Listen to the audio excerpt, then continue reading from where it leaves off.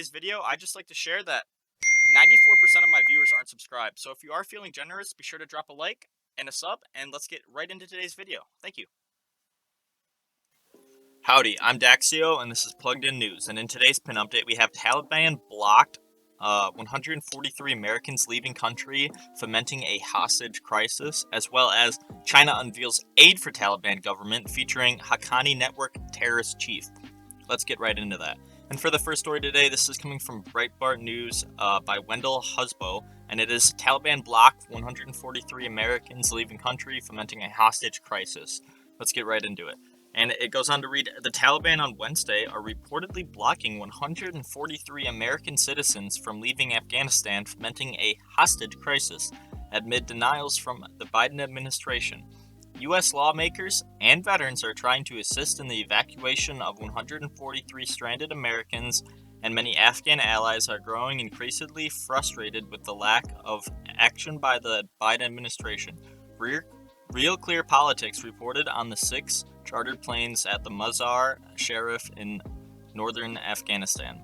Though State Department Secretary Anthony Blinken admits the Taliban are blocking Americans' passage way out of the country, the Biden administration is also insisting the Taliban's efforts to block flights from leaving the country is not a hostage crisis, that the militant group controlling Afghans simply wants the proper documents from those seeking to leave. You really think a terrorist group wants the proper documents? Just think about that for a minute. The Taliban are not permitting the charter flights to depart, Blinken said on Wednesday. Those flights need to depart. But on Tuesday, Blinken said the opposite, and he said, it's my understanding that the Taliban has not denied anyone to exit holding a valid document, but they have said those without valid documents at this point cannot leave.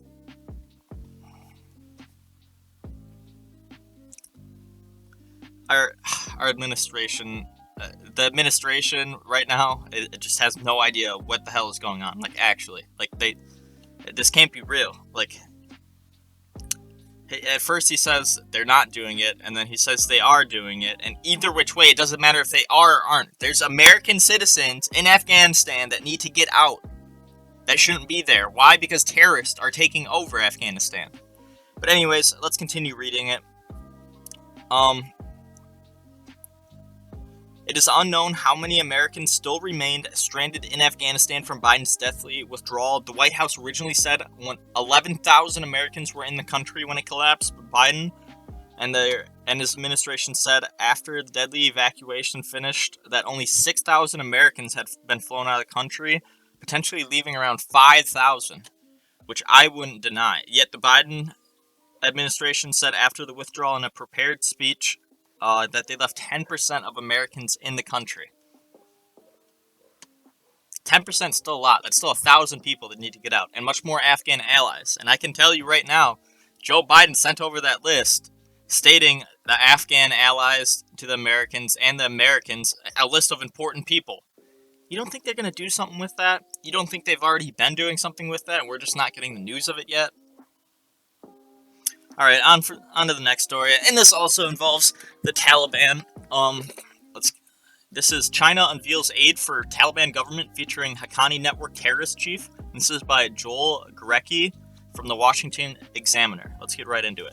And it goes on to read, Chinese officials marked the formation of the Taliban's interim government by unveiling $31 million worth of aid, more than 3 times the sum the FBI is offering for the information leading to the arrest of the terrorist who now runs Afghanistan's internal security.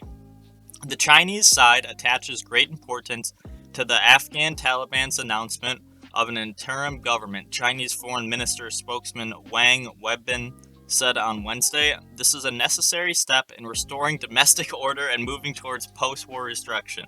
No, this is a step in you guys wanting to take over basically Afghanistan and their land and putting them in debt like you do to other countries, like you did in Africa. Like, China is a terrible country. Anyways, Secretary of the State Anthony Blinken struck a note of China's not a terrible country, their government is. My bad, sorry. Anthony Blinken struck a note of understated criticism, observing that some of the power players have had very challenging track records, including the newly appointed Interior Minister Sirajuddin Haqqani, who was wanted by the FBI, and 4 Guantanamo Bay alumni. Their differing tones, notwithstanding, both China and U.S. officials are confronted with the unwelcome prospect of a refugee crisis out of Afghanistan, although they disagree on how to avert it. I don't think we would have this refugee crisis in Afghanistan if our government was somewhat competent and if the leading administration was somewhat competent. But again, they're not. They want to see the country burn. It's pretty obvious at this point. Nothing they have done has been right in any sense whatsoever. It certainly does not meet the test of inclusivity, and it includes people who have been very challenging, or who have had very challenging track records, Blinken said.